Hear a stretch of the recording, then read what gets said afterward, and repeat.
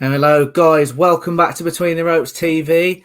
Today, we're going to be doing a full preview of next weekend's Matchroom show on October the 30th. It was going to be Dylan White, Otto Wally in headline, but we all know what's gone wrong with that this week. Scott, still on holiday. Honestly, I think he's going to end up being the next Madeleine McCann. He's just gone completely AWOL. But we have got Ben with me as ever. So, Ben, how are you doing? You all right? I'm not too bad, yeah. All good. Homework's done, all up to scratch? As much as it can be. A few spelling mistakes, but I'll scrape through. There we go. That's half the battle, mate. That's half the battle. So let's get straight into it. This still isn't a bad card, is it? And it's not one of the best cards Matchroom have done, but I don't think it's a bad card. Do you, mate? See, I thought it was a good card, but then when the Dylan White fight got removed, I realised how much this card did rely on that main event. I think it's a good card, but it's missing the star power now, in my opinion. Just me who's excited about it then. Must be. It's got to be. We very rarely get on. There we go. So first up, we've got Ellie Scotney finally back in action against Eva Cantos. Talk me through it, Ben. Yeah, I'm looking forward to this fight, seeing Ellie Scotney back in the ring, and she's a class fighter, and I can't help but always talk about Ebony Bridges when I talk about Ellie Scotney. She had two fights, won them both by decision against Bet Connolly and Gangloff. Both Ebony Bridges' last two fights. And don't forget, Ebony Bridges lost the world title shot, then went and fought the same people that Ellie Scotney started out against. To me, shows the level Ellie Scotney can perform at. Whereas Bridges did a better job of Bet Connolly. Bridges lost to Gangloff. Ellie Scotney did not have any issues with her. It was such a good, solid performance, and she's finding her feet. But I think she's going at a quick pace, and she just looks like a top performer and a future world champion. No, I totally agree. I mean, I did a tweet a few weeks back that went quite well about Ellie Scotney, and I think Katie Taylor, Natasha Jonas, as much as they've done for women's boxing, and then I'm not saying they're past it before we get dived on in the comment section, but certainly with their ages, mid-30s, there's probably more behind them than in front. And I'm looking at the likes of Ellie Scotney to be the torchbearer or whatever the phrase is for that next generation of women's boxing. Well, yeah, Jonas and Taylor, they broke the door down, didn't they? They've had to work hard to get it to where it is now.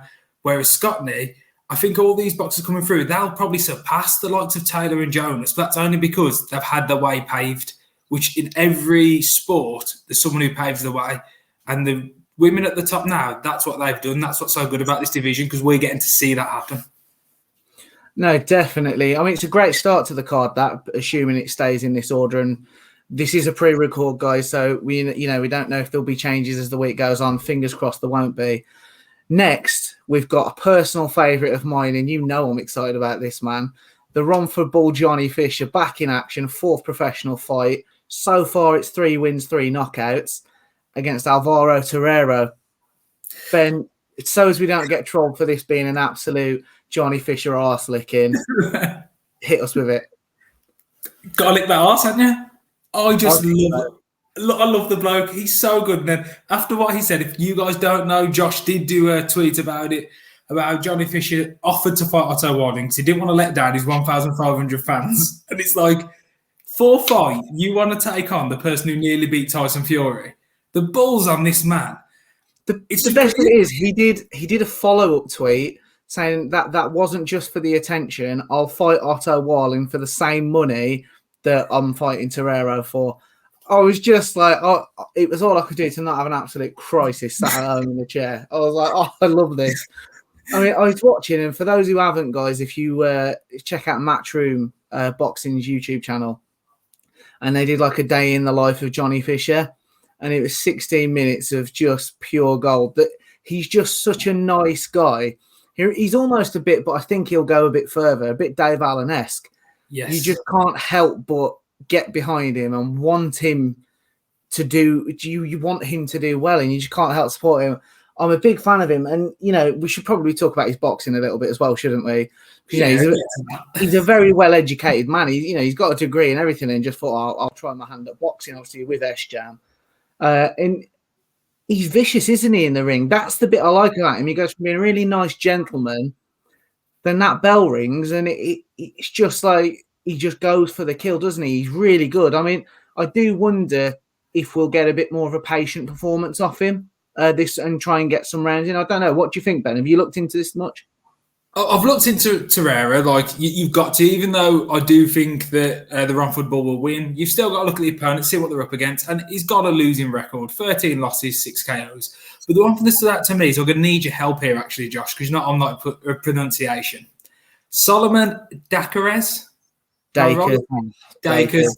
I knew you had Scott about this, and I was like, I've got to get it right. I don't know what's hard about this. Solomon Dakers. Right. Anyway, he was on the Fowler undercard. He fought Torreira in his second fight. And I think that just proves where Johnny Fisher and Solomon are. That they're very similar with the progressions they're going. I personally think Johnny Fisher will go further. But I do think in about 5 to 6 fights' time, we could see a collision course with these two. I want to see it December. I mean, Eddie Hearn keeps talking about this Chisora Parker undercard, the Christmas cracker. It's going to blow all of our minds. He keeps saying, I want to see Solomon Dakers versus the Ron Football. And I don't mind Dakers, to be fair, but I want to see the Ron Football absolutely smash him. Main event, mate. Chisora Parker down the card. Well, yeah, and I just think it's a good fight, a good stage for him. And I think it's just, at this stage, you're just learning, aren't you? You want people who've been in the ring and with different names to just kind of see where you compare to these fighters when they took them on. So he's got a nice balance. He's been sparring now. He's had some quality sparring. Tyson Fury, Joe Joyce, Daniel Dubois. You know, these are people, not Dubois as much. I'm not a fan. But Joe Joyce and Tyson Fury, these are the sort of fighters that, you know, he's not got the extensive amateur career, but he's going to come on. And I know sparring is not quite the same, but the little tricks of the trade and the experience that he's getting of that, I'm really excited about him. You know, great training team in Mark Tibbs. So I'm excited about the Ron Football. We'll move on, Ben. We'll move on. Right. Next up, now you're going to struggle with this. We've got Yusuf Kamari versus Jorge Castaneda. Now this has got a good fight written all over it. But again, Ben, the spotlight's on you today, mate. Take it away. It's not going to have many views, but here we go. No, I think they're very evenly matched. Yusuf has got 13 wins, 5 KOs. But Jorge, he's got 14 wins, 1 loss, but 11 KOs. And I think for a featherweight, that is a really impressive record. He might have lost, which I believe he was not taking that loss. But I think 11 KOs out of 14 at featherweight, that's something to be pretty dangerous. And I think it's going to be a good fight. And whoever wins this, it's going to be that jump, isn't it? Yeah, I was just thinking that. I think this is the knocking on the door, isn't it? And then after this fight, I mean, that featherweight's potentially electric, you know, especially fighting on Matchroom shows. You know, we've got Lee Wood, Kid Galahad, Warrington. Warrington. There's big fights to be made at that weight for people. So, and I'll throw my hat in the ring here. I think this has got potential show stealer written all over it, particularly now Warling's gone. I think this could be, it could end up turning into I think it'll be a bit of a chess match for a little bit, and then I think it'll be an all-out war. I think out of all the fights on this card, bar the world title, there's the most to gain from this fight. 100%. The winner's going to really jump forward in the rankings. The loser's going to have to work hard to get back there. To me, it's very much AJ White when they fought. It's the same thing going on. The winner is really going to push forward. The loser's going to have to work to get to where the winner is. I mean, you talk about most again. I honestly think after this weekend, the Ron for Bull is going to be as big a commercial draw as Anthony Joshua and Canelo put together. For his next fight, we need you in a Ron for Bull t-shirt.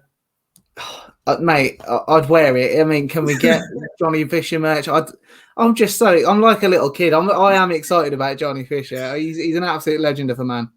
Well, even though we wasn't on about him, it's great to see a fighter from the start. Like, you've seen him from his debut, you've watched him all, you've supported him, and it's not even for his boxing abilities to an extent. It's just because he's a likeable guy. And then how good he is just the bonus. 100%, mate. Right, we are going to have to move it on before we get unsubscribers. We'll just turn it into the Ron for Bull channel. Then we've got Craig Richards, light heavyweight action, up against Marek Matia. Hope I've pronounced that one right for a change. I won't. Yeah, Craig Richards, he put in a good account of himself, didn't he, against Dimitri Bivol, world title shot last time out.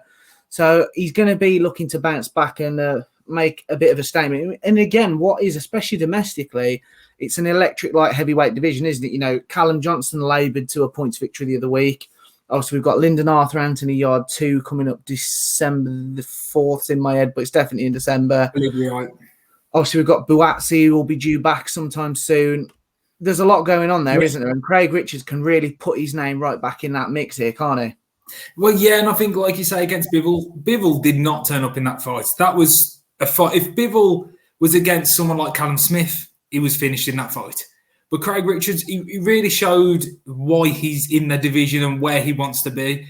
I think that they're both 31 now. I think the loser will struggle to get back from it, but the winner might have that push. But it's such a strong division. Like you said, all the names. You got Callum Smith, who made a statement in his first fight.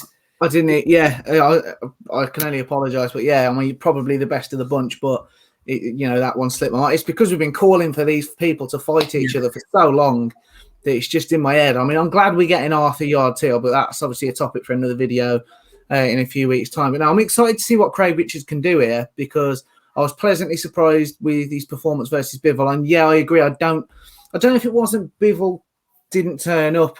It was like he struggled to go through the gears, wasn't it? Yes. But I'm taking nothing away from Craig Richards. He was there for it. He was game, and it really was a strong performance off him. So I'm backing him to bounce back well this fight. Obviously, now moving up the card, we've got another crowd favourite, big ticket seller, Alen the Savage Babic, back on this heavyweight. I'm going to call it a journey because we're all expecting that it's going to come to a grinding halt at some point, but it'll be a spectacular day when it does, because I know by boxing purists, he gets a bit of a bad press because it's just, I mean, I don't think the man knows how to throw a jab. It's just all hooks, isn't it? But my God, is it exciting to watch. And obviously he was supposed to fight Lucas Brown, which I'm a fan of historically, but I think he's past it. I think it's probably best he didn't get that fight in the end. So he's actually up against Eric Molina, former world title challenger. Again, probably better days are behind him, but he's a genuine heavyweight, isn't he, Ben? So with this one, here we go. He's going to be negative. Here we go. Let's start with Babic. I'm a big fan. I love to watch Babic. He's one of my favourites because for me, I know people go, yeah, but he's not a heavyweight. When he faces the big names, he's going to get stopped. He's going to get hurt. Yeah, fine. But a heavyweight should always aim to KO. You've got the power.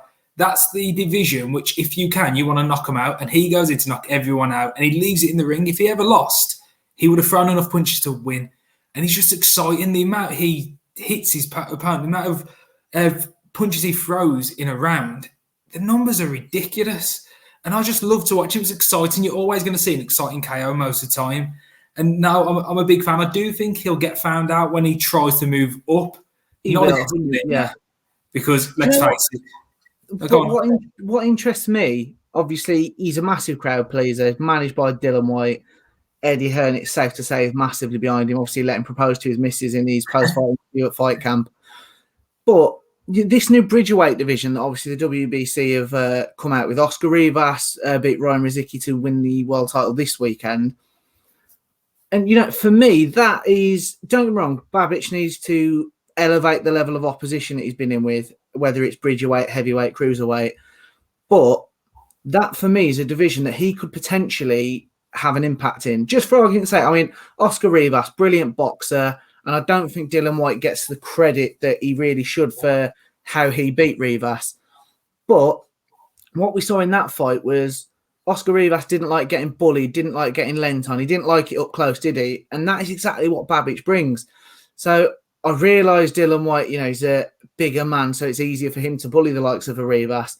But, it's intriguing for me. If Alen Babic could get in on, get on the inside and rough him up and start to bully him, who knows? I'm not saying I'd back Babic to beat Rivas, but it'd be an interesting fight. Do you know what I mean? It creates intrigue, and fighting someone more his own size, we're not going to see him getting bullied as much, are we? Well, no, and I think his chin hasn't been tested yet, so we don't know how he'll take a punch. But for me, with the likes of Babic, carry on at heavyweight, see where you get. You will get found out. And when that day comes, go to Bridgerweight, have them exciting fights. Like you always say how you'd like to see Deontay Wilder at Bridgerweight. I do. Could you imagine them two? It'd be all over in a round, but what a round it would be. One round, but there'd be a lot of punch by Babic and just some absolute haymakers from Wilder, and that would be exciting. I think if those names drop down, it could be a very exciting division. But back to this fight, Eric Molina, I'm not a fan of Eric Molina. He's going to get KO'd. He's going to get hurt.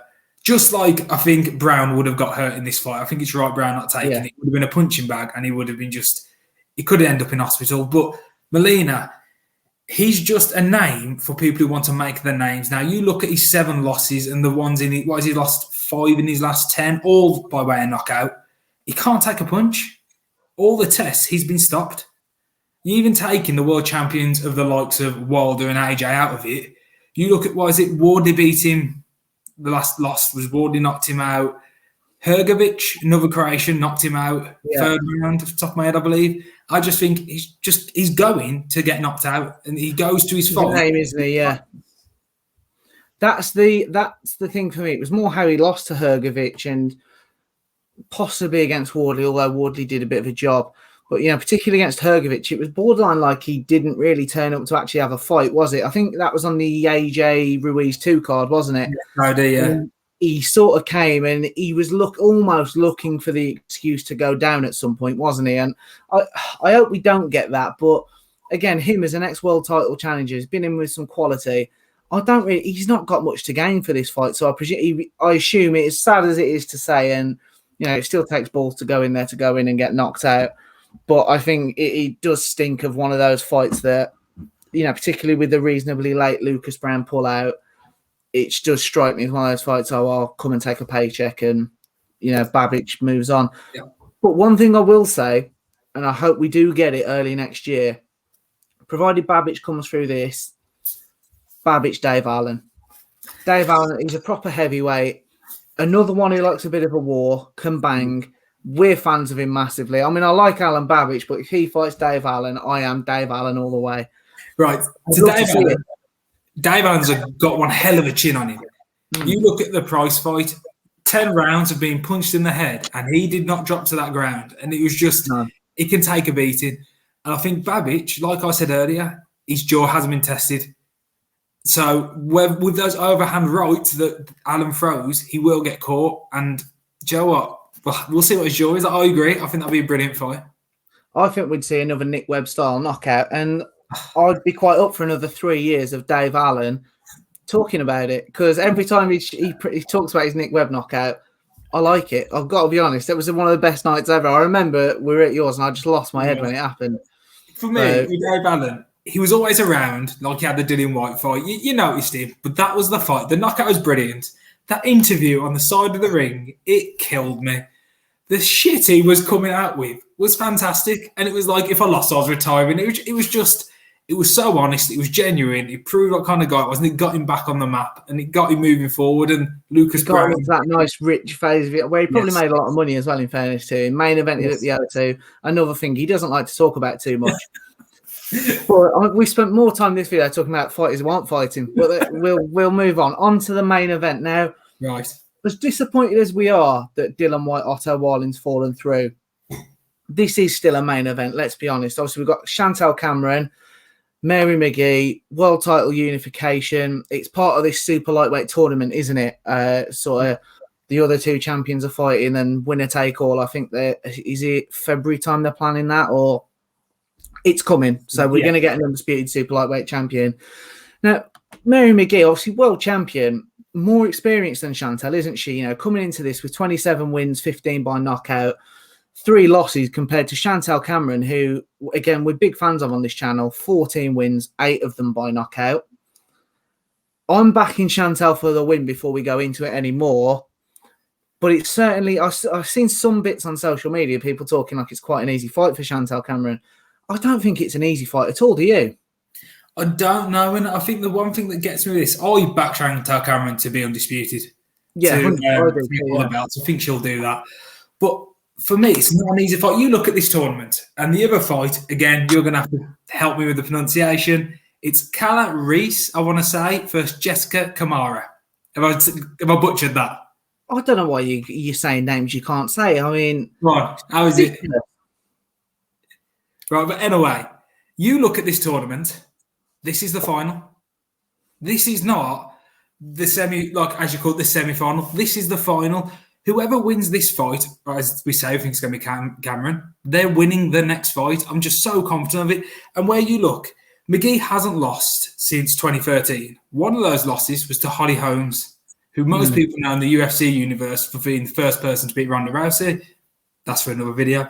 But you look at, who's it, BoxRec and the Ring Magazine, they rank the divisions. Both of them have number 1, Cameron. Number 2, Mcgee. Kamara, not even in it. And then, go on, Josh, how do I pronounce the name then? I don't know who you're talking about at this point. So Reese, I'm going to call her Reese. She's in the other title shot.